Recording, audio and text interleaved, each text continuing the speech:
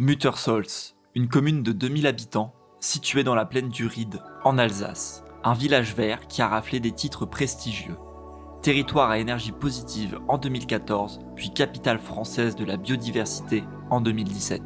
Des distinctions exceptionnelles pour une commune de cette taille, acquises grâce à ses nombreux projets environnementaux et à une politique verte totalement assumée. Cette politique est portée par un homme, Patrick Barbier, maire de la commune. Écologiste convaincu, il est le maire depuis plus de 13 ans. 3 mandats qui ont pu lui laisser le temps de mettre en place un projet écologique ambitieux sur le long terme.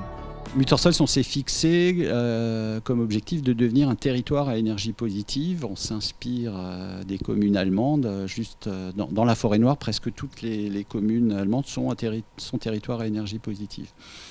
Nous, on en est encore loin. Donc nous, on s'est fixé un objectif intermédiaire qui est déjà d'atteindre l'équilibre au niveau des consommations municipales, de l'administration communale. Ça veut dire l'éclairage public, le chauffage et l'électricité des bâtiments publics, la mairie, les écoles, les églises, les salles de sport, les salles associatives. On se considère modestement comme un laboratoire de la transition énergétique. Moi, j'aime bien le mot laboratoire parce que ça indique qu'on essaye.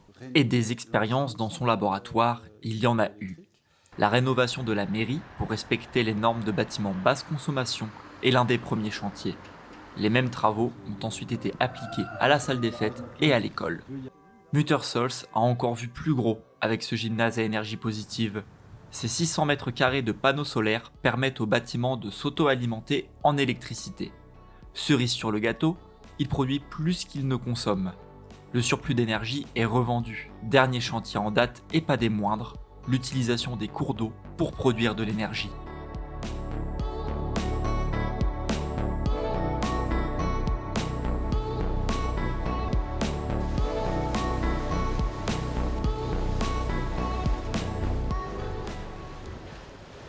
Cette centrale hydroélectrique est le dernier projet abouti début 2020. Elle permet d'alimenter l'éclairage public et l'ensemble des bâtiments communaux. Ce projet a coûté plus de 2 millions d'euros, mais Muttersholtz a pu compter sur de nombreuses aides, comme souvent. On a été très aidés à la fois par l'État, l'ADEME, la région, le département, pour les investissements, les différents investissements que vous allez voir. Bien sûr, on a aussi en partie emprunté. Sur le coût total du projet, seuls 31% ont été financés par la commune.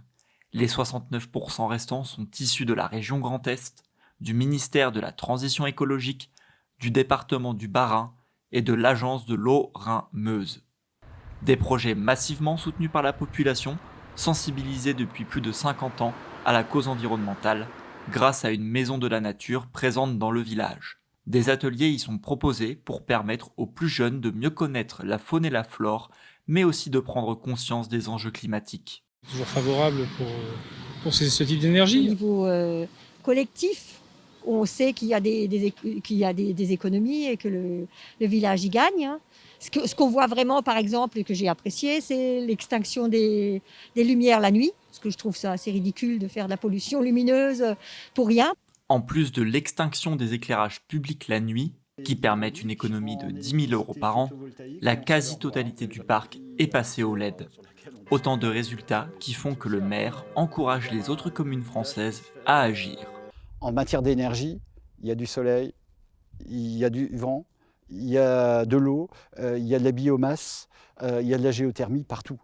Donc l'énergie peut être territoriale, peut être locale, partout. Alors après, la façon dont on l'exploite, bien sûr, elle diffère d'un lieu à l'autre, ne serait-ce que pour des raisons techniques. Patrick Barbier déborde d'idées, comme l'installation d'un parc éolien citoyen encore en discussion.